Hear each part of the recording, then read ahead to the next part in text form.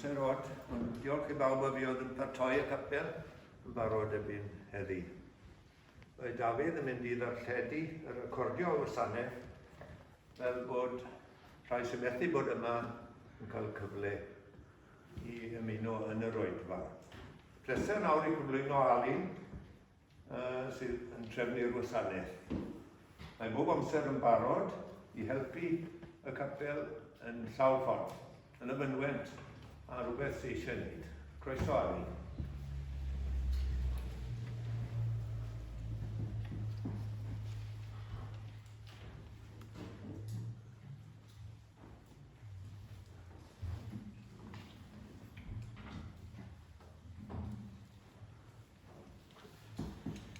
Diolch yn fawr Eric.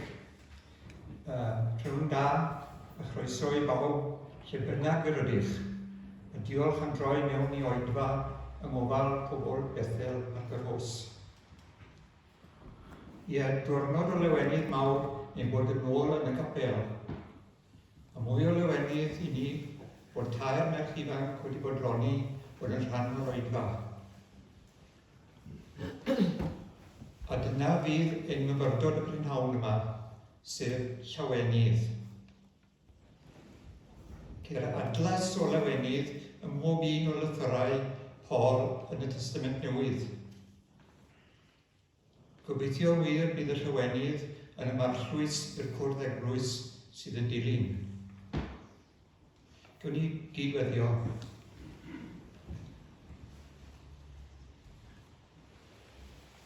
Cynorthwyan I heddiw ein tad I fod yn llawen ein haddoliad, yn weddigar ein hysbryd, ac yn ddiolchgar am holl bendithion ein bywyd. Tywys ni'r gwirionedd yn Iesu Grist, a chwyd ein golygon ata ti, fel y bydd yr oedfa hon yn foddion llawenydd i'n huneidiau, ac yn agoniad I thenw. Amen.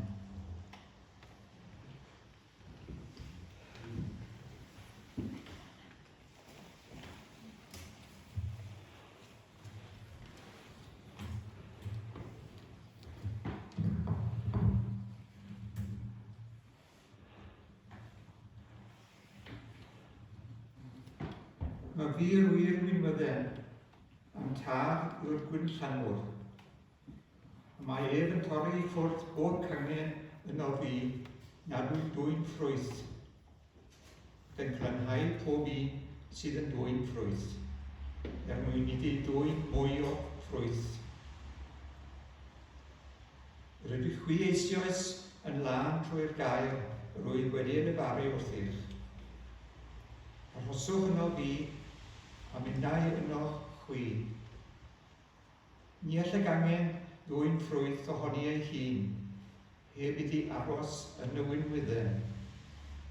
Ac felly'n union, ni allwch wythau heb chwi aros yno fi. Na fi yw'r wir wynwydden, chwi yw'r canghennau. Mae hwn sydd yn aros yno fi, a minnau ynddo ef yn dwy'n llawer o ffrwyth, oherwydd ar wahân I mi, ni allwch wneud dim. Os na fydd dyn yn aros yno fi, caiff ei daflu I ffwrdd, fel y gangen diffrwyth. Ac fe wywa, dyna'r canghennau y gysglir yw taflu'r tân a'i llosgi. Os aroswch yno fi, ac os erys fy ngeiriau yno chwi, gyfynwch am beth a fynwch ac bydd rhoddir I chwi. Dyma sut y gobyneddir fy nhad trwy chwi ddwy'n llawer o ffrwyth a bod yn disgyblion I mi. Fel mae'r tad wedi fy ngharu I, rwy finnau wedi eich caru chwythau. Arhoswch yn fy nghariad I. Os cadwch fy ngorchmynion, arhoswch yn fy nghariad, yn union fel rwyf wedi cadw gyrchymyn fy nhad, ac rwyf fi yn aros yn y gariad ef. wedi dweud hyn wrthych mwyn i'r llawenydd i fod ynoch ac i'r llawenydd chwi fod yn gyflawn. Darlleniad allan o Ioan penod 15.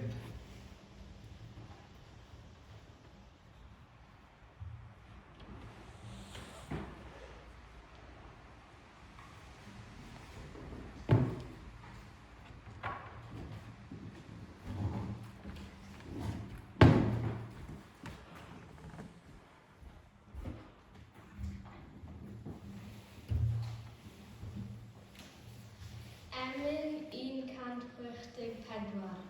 Un fendith dyro un, ni cheisiaf dim ond hynny.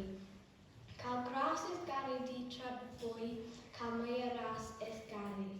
Dy gari digon yw wrth fyw ys wasanaethu ac yn oes ger dy bron, fy ni gofri dy gari. Elin 164.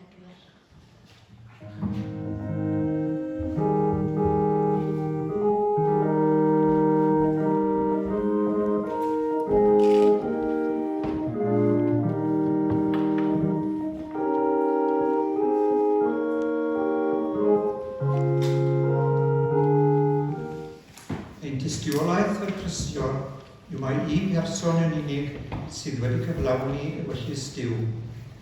A'r person hwnnw yw'r arglwydd Iesu Grist. Ac wnaeth hynny mor llwyr ac mor gyflawn yn y gallai ddweud wrth farw ar y groes y gair rhyfedd hwnnw gorffennwyd. Yn ei myfyrdod y prynawn yma, canolbwyntio ar un ffordd i'r ddelychu Iesu Grist, sef drwy fod yn llawen ein cam. Ceir anogaeth effeithiol yn llythyr cyntaf Paul at Gristnogion Thessalonica, y 5 benod ac adnod 16-18.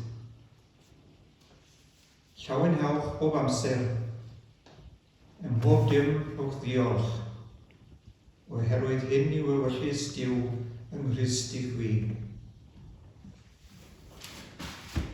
Dechreuwn y myfyrdod gydag anogaeth Paul, llawen hewch bob amser. Yn y Beibl mae nifer dda o adnodau yn ein cymell i fod felly, fel y gwelwn yn yr adnodau canlynol. Mae Megan yn ei ddarllen rhai o'r un i nawr.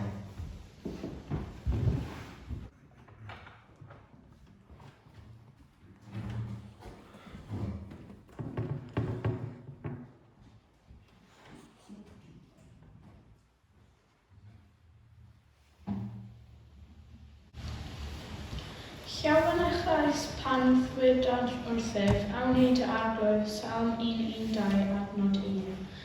Llawn hewch yn yr arglwydd bob amser, fe dwydaf eto llawn hewch Philippiaid 4 adnod 4. Llawnhau yn yr arglwydd yw eich nerth Nehemia 8 adnod 10 yn y Hen Testament. Mae'r teyrnas nefoedd yn debyg i drysor wedi cuddio yn maes. Pan ddaeth rhywun o hyd iddo, fe guddiodd ac fe lawenydd mae'n mynd ac yn gwerthu'r cwbl sydd ganddo ac yn prynu maes hwnnw. Matthew 13 adnod 44. Efengyl Ioan penod 20 adnod 20. Byddwch chwi'n trist, ond fe droed eich tristwch yn lawenydd, ond fe gwelwch chwi eto ac fe lawenha eich calon ac ni chaiff neb ddweud eich lawenydd oddi anoch.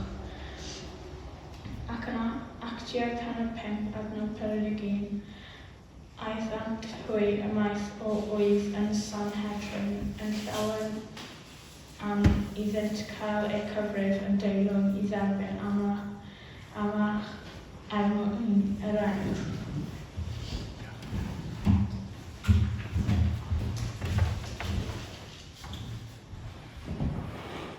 Mynd i gyrhau nawr gyda agor y pwydau.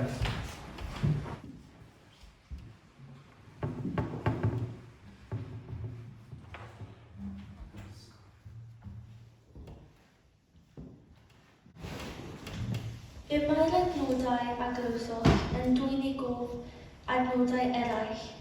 Megis cyngor Iesu Grist yw ysgyblion. Peidiwch â bod yn wyneb jyst fel y Pharisiaid a'r ysgrifenyddion, rhag griffwyr ydynt. Yn ôl Iesu, nid yw wyneb jyst yn arwydd o ddiwroldeb o gwbl, yn hytrach nifau byddwch lawen a hyfryd. Mae pawb ohonom wedi cael cyfnod wrth chwerthin a llio ar yr un. Mae'n tristwch a llawenydd yn rhan o brofiad bywyd bob dydd. Yn wir, mae'r apostol Paul yn hannog i wylo gyda'r rai sydd yn wylo, ac i lawenhau gyda'r rai sydd yn llawen. Y mae hyn yn gofyn am y glas i ymwybod a ffilmiadau yn gilydd ac i gymrydwyo yn gilydd ar daith bywyd. Ond wrthwyd hynny, credyn fod ein llawenydd yn yr arglwydd yn glyfall na Christwll ac yn hirach ei barhad. Yn llyfr Paul at y Galatiaid, pennod 5, adnod 22, mae'n destri 9 ffrwyth. Yr ysbryd a llawenydd yw'r ail ar restr.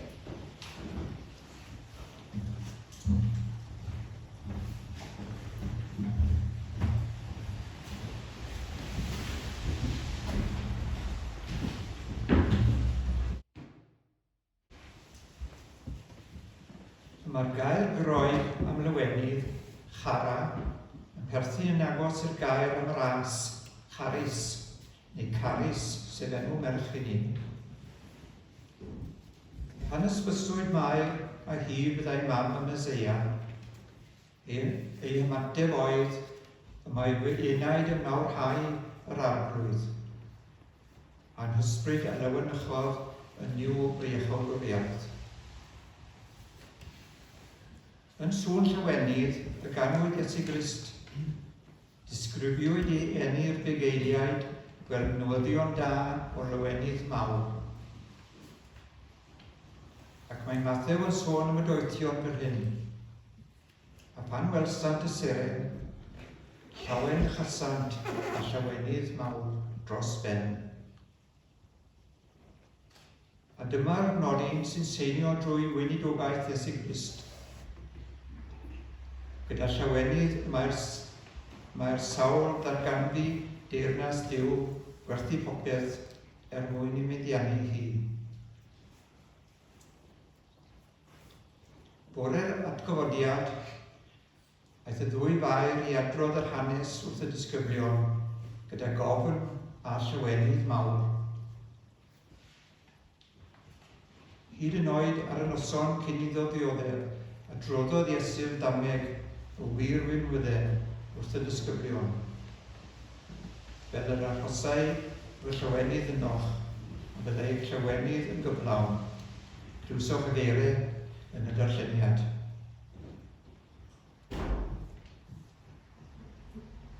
Crynhodd Paul y cwbl yn llythyr at y Rufeiniaid, pennod 14.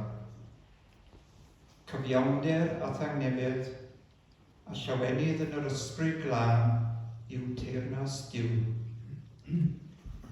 Amen. Dwi'n gydweddio.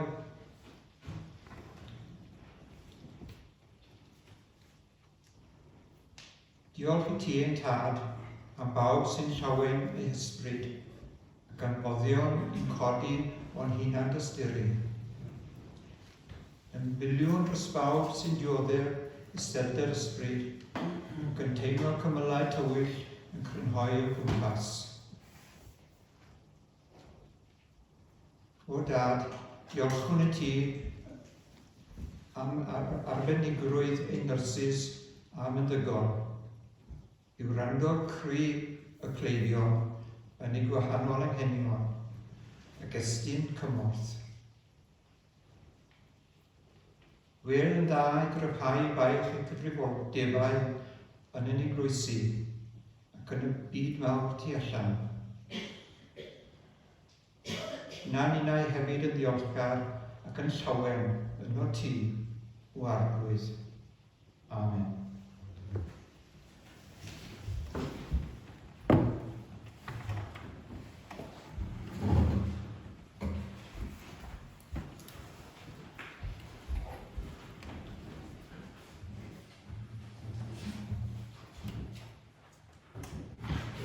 Elin 49. Diolch i ti yr holl allu o Dduw, am ryfeddol sanctaidd, Halleluia, Amen. O aed yr hyfryd wawr arnyd, goleuadau ddeiar lydan, Halleluia, Amen. Elin 49.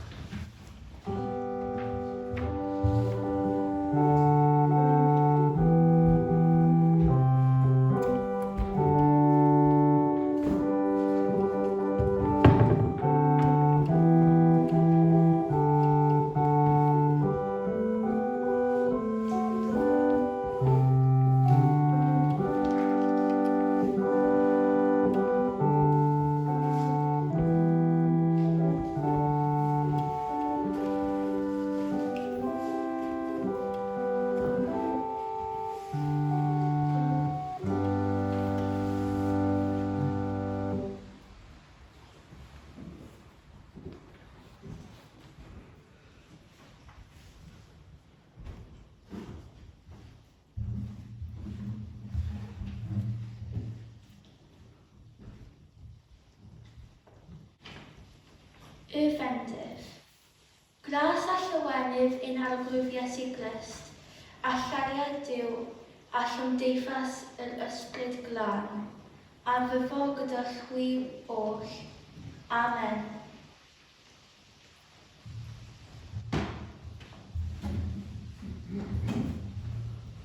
Diolch am wrando. Cynhyrchwyd yr oedfa gyda Beibl Cymraeg newydd, llyfr agorol drysau mawr, trysorau Dr Mr Jones yn y tyst, caneuon ffydd, a diolch yn fawr i Elin, Lola'n, Megan, Glesni a Dafydd hefyd. Diolch yn fawr.